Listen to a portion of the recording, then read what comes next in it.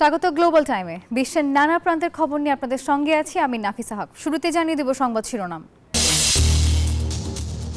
অবশেষে গাজায় যুদ্ধবিরতি কার্যকর, জিম্মির তালিকা দিতে বিলম্বের সময়ও ইসরায়েলি হামলার নিহত ৮ ফিলিস্তিনি। আঞ্চলিক স্থিতিশীলতা ফেরাতে আসিয়ান নেতাদের ঐক্যের ডাক, মিয়ানমার সংকট সমাধানে কার্যকরী ভূমিকা রাখার অঙ্গীকার। শপথের আগে ওয়াশিংটনে ট্রাম্প বিরোধী বিক্ষোভ, অভিষেক ঘিরে ব্যাপক প্রস্তুতি, ঐতিহ্যবাহী অনুষ্ঠানে এবারে থাকছে কিছু ভিন্নতা। দেখছিলেন সংবাদ শিরোনাম, যাচ্ছি পুরো খবরে। নানা নাটকীয়তার পর অবশেষে নির্ধারিত সময়ের প্রায় ৩ ঘন্টা পর গাজায় যুদ্ধবিরতি কার্যকর হলো।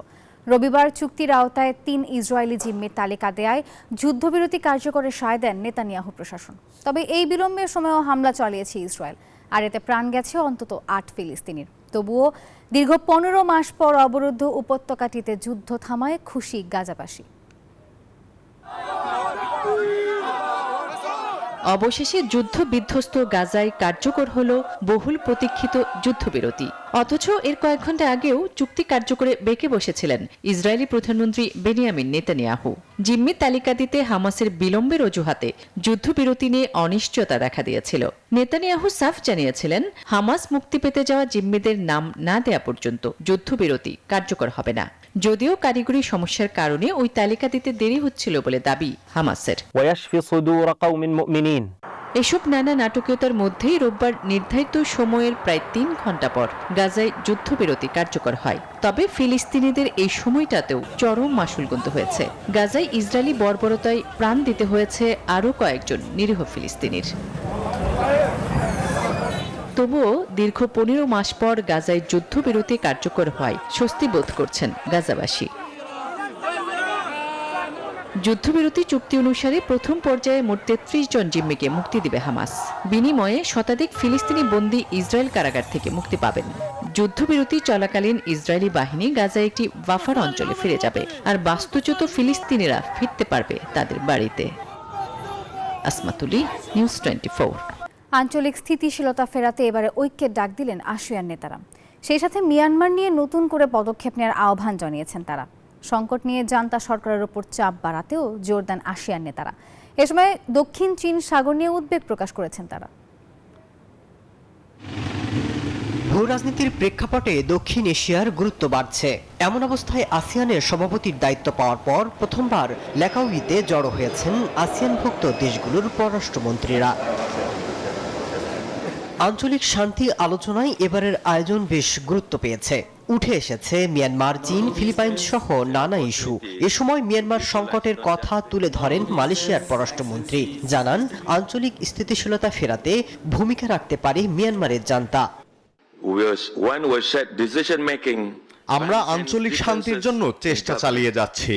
আমরা কেউ কারো বিরুদ্ধে যুদ্ধ করছি না, তবে মিয়ানমারের অশান্তির জন্য কিছু ব্লক বিরোধিতা করে যাচ্ছে।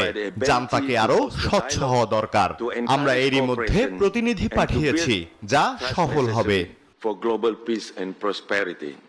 দক্ষিণ চীন সাগরের সীমানা নিয়ে বিরোধে লিপ্ত এই অঞ্চলের বেশ কয়েকটি দেশ, যা সম্প্রতি আরও বেড়েছে। মালিকানা দাবি করে আসছে ফিলিপিন্স, সিঙ্গাপুর, তাইওয়ান এবং ভিয়েতনাম সহ আরও কয়েকটি দেশ। এমন অবস্থায় অঞ্চলটির নিরাপত্তা নিয়ে উদ্বেগ প্রকাশ করেন আসিয়ান নেতারা। মাসুদ রানা, নিউজ 24। যুক্তরাষ্ট্রের ৪৭তম প্রেসিডেন্ট হিসেবে আগামীকাল ২০ জানুয়ারি শপথ নিতে যাচ্ছেন ডোনাল্ড ট্রাম্প। তীব্র শীত ও ঠান্ডার কারণে এবারের অভিষেক অনুষ্ঠানটি হচ্ছে ক্যাপিটল হিলের অভ্যন্তরে, আর এরই মধ্যে ওয়াশিংটনে পৌঁছেছেন নবনির্বাচিত মার্কিন প্রেসিডেন্ট। এদিকে ট্রাম্পের আসন্ন অভিষেকের প্রস্তুতি চলার মাঝেই ওয়াশিংটনে বিক্ষোভ করতে জড়ো হচ্ছে হাজার হাজার মানুষ।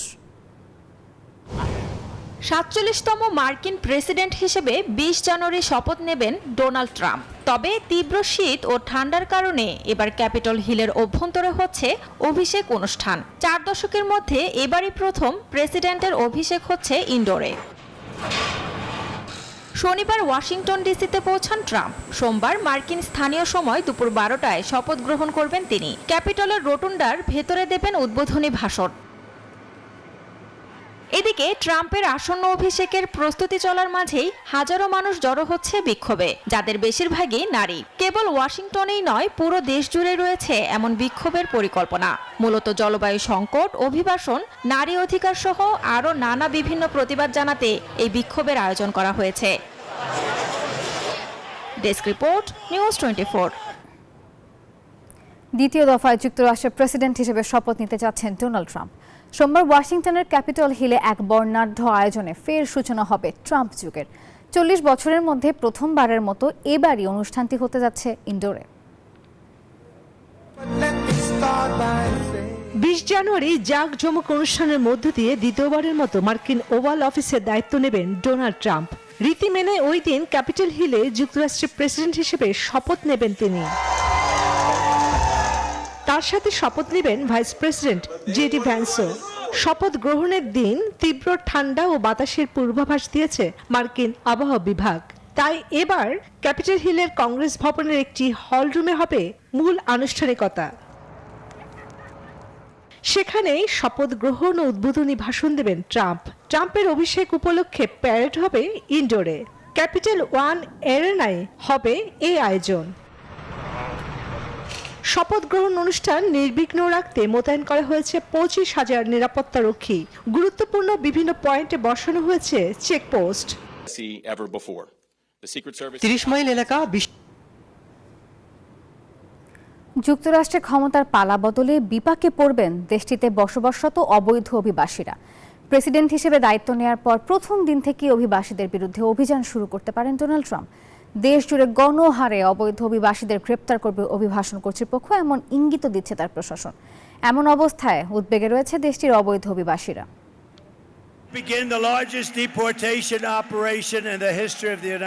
নির্বাচনী প্রচারণার সময় থেকে যুক্তরাষ্ট্রের অভিবাসীদের বিরুদ্ধে সরব ছিলেন ট্রাম্প। তার প্রচারণায় লাখ লাখ অভিবাসীকে যুক্তরাষ্ট্র থেকে তাড়ানোর প্রতিশ্রুতি দিয়েছিলেন তিনি। এমনকি ট্রাম্পের সবচেয়ে বড় নির্বাচনী প্রতিশ্রুতিগুলির একটি ছিল অভিবাসী সমস্যার সমাধান। নির্বাচনী প্রচারণার সময় তিনি বলেছিলেন, ক্ষমতা গ্রহণের দিনই দেশের ইতিহাসের সবচেয়ে বড় অবৈধ অভিবাসী বিদায় অভিযান পরিচালনা করবেন তিনি।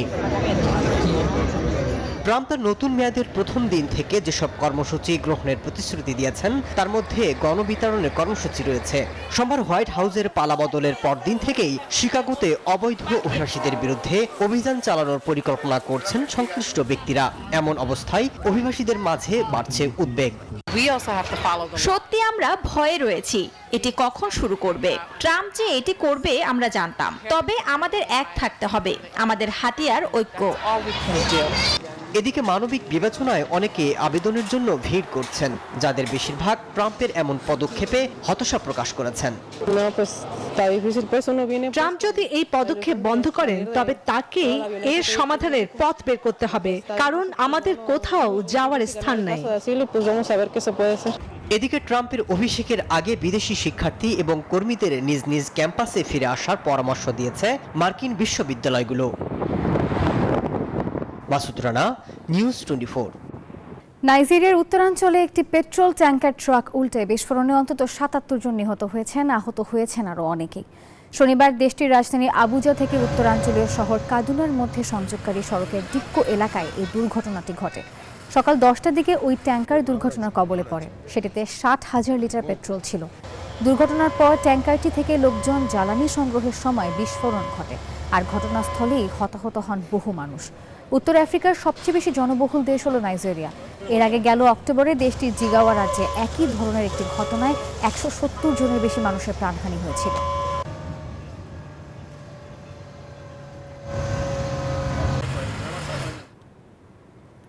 যুক্তরাষ্ট্র আবারও জাতীয় ঋণ সীমা ছুঁয়ে ফেলার পর্যায়ে চলে গেছে। আগামী মঙ্গলবার 36 লাখ কোটি ডলারের জাতীয় ঋণ সীমা ছুঁয়ে ফেলবে মার্কিন সরকার। সিএনএনের প্রতিবেদনে বলা হয়, এরপর সরকারের ব্যয় অব্যাহত রাখতে বিশেষ ব্যবস্থা নেওয়া হবে বলে জানিয়েছেন মার্কিন অর্থমন্ত্রী জ্যানেট ইয়েলেন। জাতীয় ঋণ সীমায় পৌঁছে যাওয়ার অর্থ কংগ্রেস সদস্যদের উপরে চাপ সৃষ্টি হওয়া। এখন পর্যন্ত মার্কিন সরকার কখনো ঋণখেলাপি হয়নি। সেই বাস্তবতা যেন তৈরি না হয় তা নিশ্চিত করতে এখন দ্রুততার সঙ্গে কাজ করতে হবে কংগ্রেস সদস্যদের।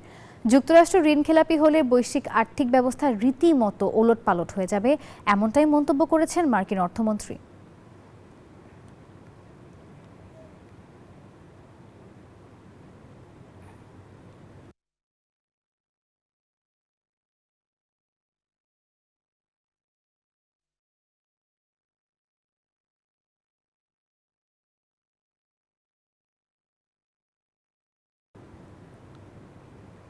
নিউজ 24 গ্লোবাল টাইম এ পর্যন্ত। এতক্ষণ সঙ্গে থাকার জন্য ধন্যবাদ সবাইকে।